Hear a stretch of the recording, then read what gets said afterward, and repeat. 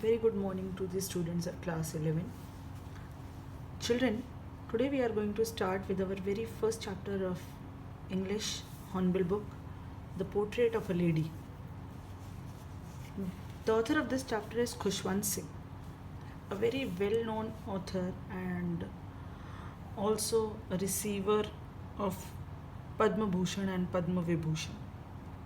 Let's know something about him first. Khushwant Singh was born on 15th August 1915 and he died on 20th March 2014, that is just 6 years back. He was born at Haldali, which is now in Pakistan, Punjab, Pakistan. Khushwant Singh was an author, a lawyer, diplomat, journalist, and also a politician.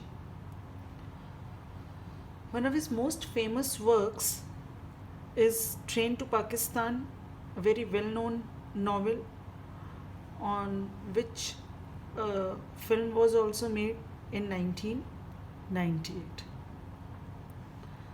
In this chapter, Khushwant Singh actually has depicted that bond, that connection of love and friendship between him and his grandmother.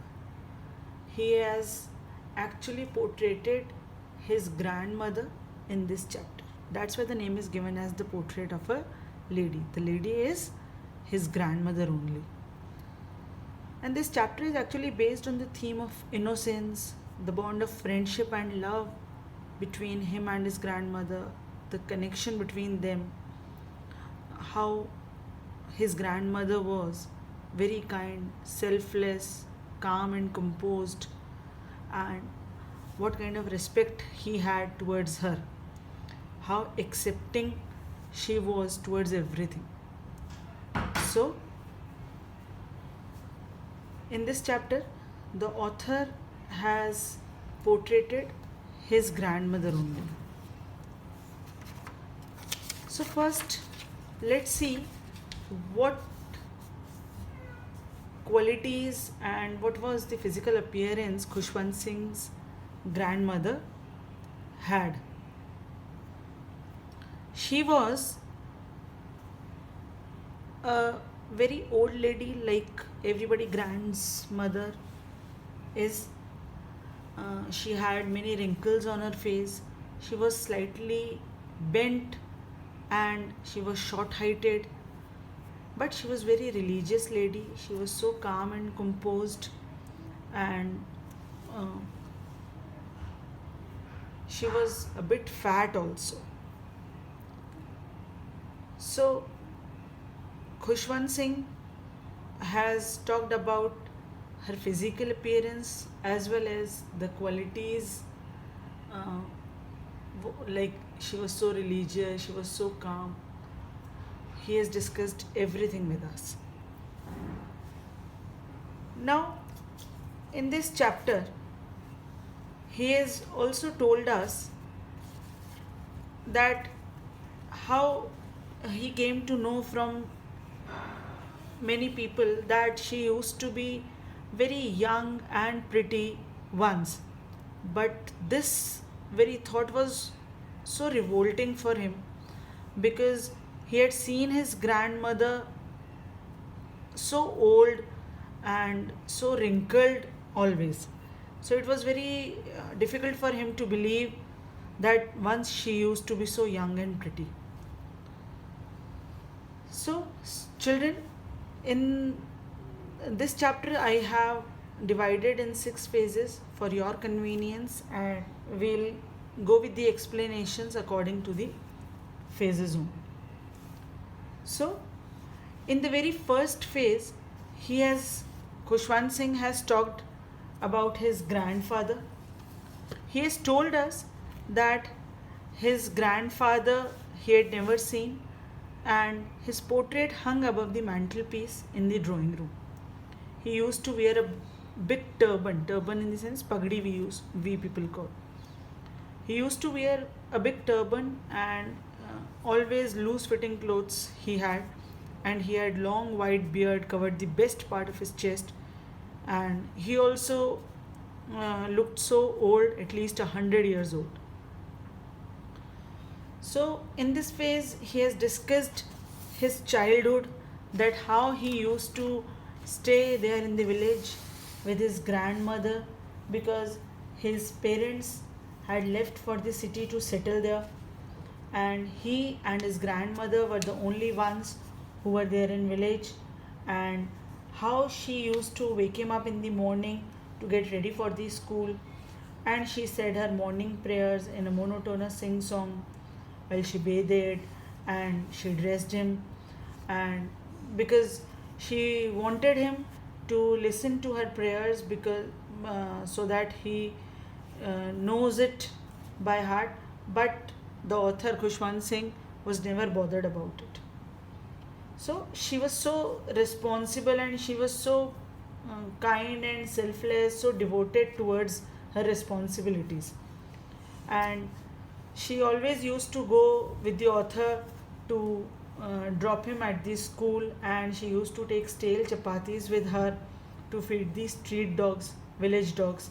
So she was very kind also.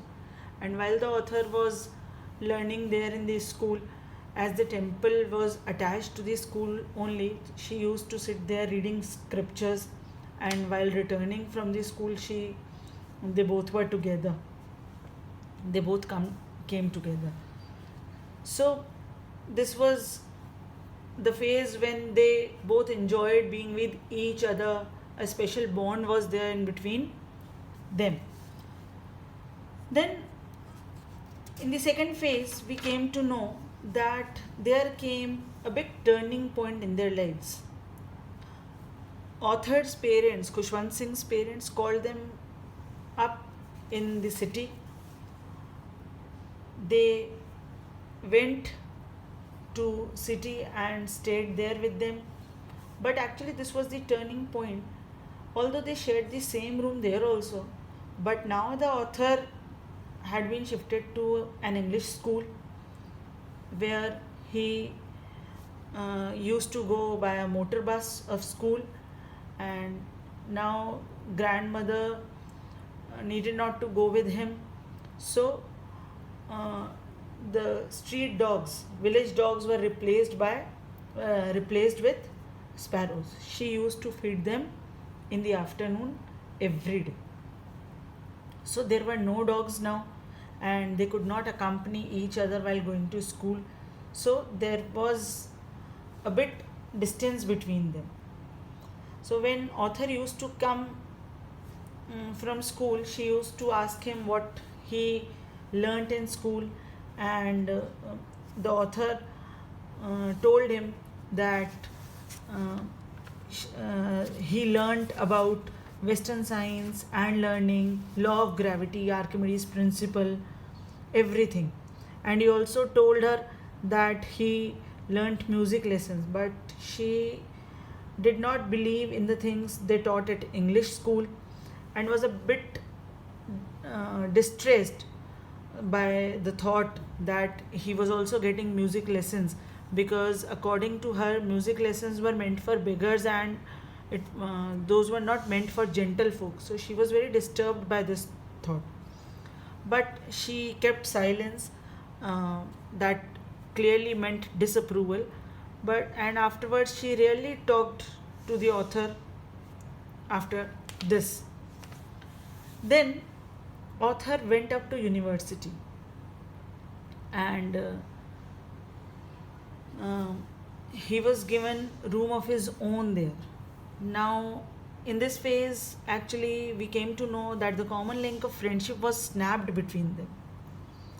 So she was left with her spinning wheel. There she was left. She used to be with her spinning wheel. She never gave up her spinning wheel, but she always used to feed sparrows as always. They had separate rooms, but here also grandmother was in complete silence and accepted her loneliness with resignation. She never spoke a word, and she never showed her disagreement or disapproval. So she used to have her time, she used to find her happiness with her sparrows only. Now, in the fourth phase, uh, here author has told us that he decided to go abroad for further studies, and he was sure that now his grandmother would be upset, and uh, he was quite sure that now she would be unhappy with this decision and would show her disagreement. But again, she was in complete silence, she was not even emotional, and even she came to leave him at the railway station, but did not talk and did not show any feeling or emotion. Her lips moved in prayer, and her mind was lost in prayers only. So, she was not showing any kind of emotion, but silently she kissed his forehead, and when he left, he he cherished that moist imprint, and he he was in doubt that it was the last sign of physical contact between them, and it was the last meeting between them, because she was so old, and it was really very difficult for the author to believe that she would meet him after 5 years. He was going for 5 years, and he was quite sure that he would not meet her again. But after 5 years, when he came back home, he was amazed, surprised, as well as happy to see her at the station. She did not look a day older. She still had no time for words, and she received him, and again author heard her reciting her prayers only. Now, on the first day of his arrival, again it was her happiest, what author noticed, that her happiest moments were with her sparrows only, whom she fed longer and with the same zeal and enthusiasm. Now, in that evening, she did not pray. That evening, she collected women of the neighborhood, got an old drum, and started to sing. For several hours, she thumped the sagging drum and sang the songs of homecoming of warriors. Author told us that they all persuaded her to stop to avoid overstraining, but she was unaffected. The very next morning, she fell ill. When doctor was called, he said that it was just a mild fever, but the grandmother very well knew that her end was near. She had predicted her death, and it was the last chapter of her life. So she did not waste any time talking to anybody. She was completely in her prayers only, and she was continuously praying and telling her beads. Before anybody could suspect, her lips stopped moving and rosary fell from her lifeless fingers. But her pale face was in complete peace, complete calm, and she was dead. Now, in phase sixth, we learned that when she died, the arrangements for her funeral were made, and as she used to feed the sparrows in the afternoon, thousands of sparrows came there in the veranda, and thousands of sparrows sat scattered on the floor. There was no chirping, and even the author's Khushwant Singh's mother fetched some bread for them. She broke it into little crumbs but sparrows took no notice of the bread. When the body of his grandmother was carried, grandmother's corpse off, when they carried the grandmother's corpse off, the sparrows flew away quietly. Next morning, when the sweeper came, they swept away the breadcrumbs into the dustbin. That means how calm and composed she used to be. She maintained that quality till her death, and how her companions, her lifelong companions, they noticed her death, they mourned over her death, and they flew away when she was taken for the last rites, for the rituals that are to be made. So they all came there to mourn over her death and flew away after the corpse was taken away. So from this chapter, we analyzed that it is clear that narrator will never forget his grandmother, and he will always be grateful to her for everything she has done for him, and knows that she has made him into the man that he is today. So grandmother has great influence in Khushwant Singh's life, and not even his parents or the things he may have learned in school, but rather it is his grandmother's influence which has shaped the narrator. That is, from a young boy to a grown man, she has always been there for him. So author believes that whatever he is today, whatever he has achieved in his life, it's all because of his grandmother's influence on him and nothing else. So the bond that they had shared, that bond of love, care, affection, friendship, so these things had actually shaped the narrator's life and left a great impact on his life. And because of this influence of his grandmother only, narrator has become what he is today. So children, hope you have understood the chapter well. Thank you.